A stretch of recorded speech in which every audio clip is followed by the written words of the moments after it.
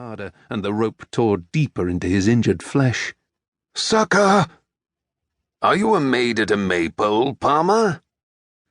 A soaked Sir Reginald Fitzurse scrambled to his side and grabbed onto the rope too, breath jagged, fine features drawn in a deep scowl. "Sorry, my lord, my hand's bad." Fitzurse hauled hard alongside him, palms safe in his leather gauntlets. "This thing pulls like the devil." The scowl disappeared. "You've the strength of 3 men." Relieved at his leader's praise, Palmer still held tight, the sodden cord staining with his seeping blood. "That sailor lad, we need to start a search." "In these seas?"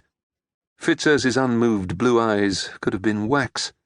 "But couldn't we—" Another wave sluiced over the deck and rocked the ship hard.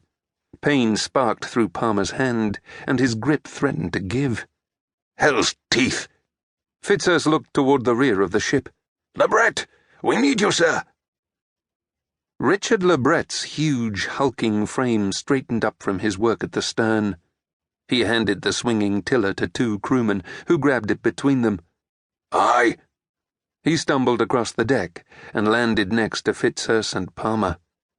"Relieve Sir Palmer," Fitzurse said to Lebret, "and make that sail secure." Lebret took hold of the sheet in his massive fists. Fitzurse nodded to Palmer.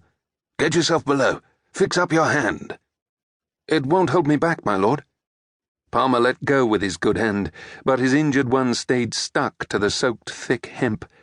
Bracing himself, he yanked it free without a blink, aware of Fitzurse's sharp-eyed appraisal.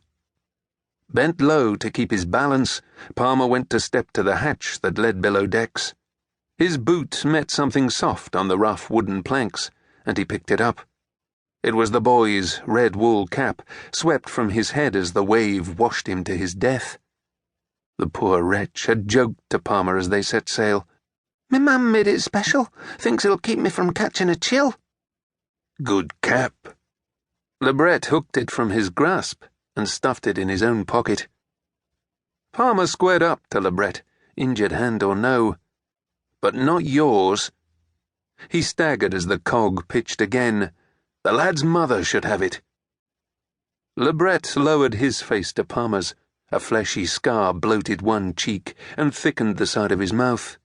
"Then try and take it." Palmer forced his cut right hand into a fist, ready to land a blow. "Palmer!" Fitzurse rapped out his name. "Stop carrying on like an idiot. Fix yourself, now." Dismissed like a slack-breeched page.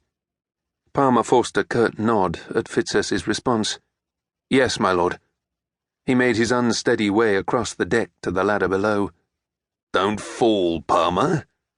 Lebret smirked with the undamaged side of his mouth and busied himself with the sail. Palmer itched to rub that smile out. Knighted a year early for his battle skills, he knew he could easily take Lebret.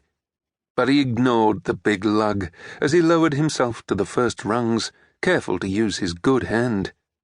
He had no estate, no lands to inherit.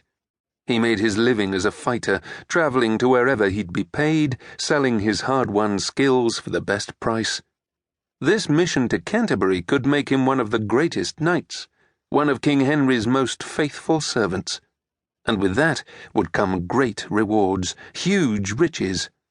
All rested on how he performed. He would not, could not, risk any of that. He had to succeed. I confess that my mind wandered during this morning's Mass. Kneeling on her wooden faldstool, Sister Theodosia Bertrand kept her mouth close to the small barred cell window that opened out onto the back wall of Canterbury Cathedral. Secure across it, the embroidered white linen curtain kept her screened from her confessor, Brother Edward Grimm. "When the Holy Sacrament was being said by Archbishop Becket himself," came the monk's low-voiced reply. "I cannot believe your openness to distraction, sister. You are 19, preparing to take your final vows, yet you are tricked by the devil like a peasant girl daydreaming at her loom." Her cheeks warmed at his sharp words.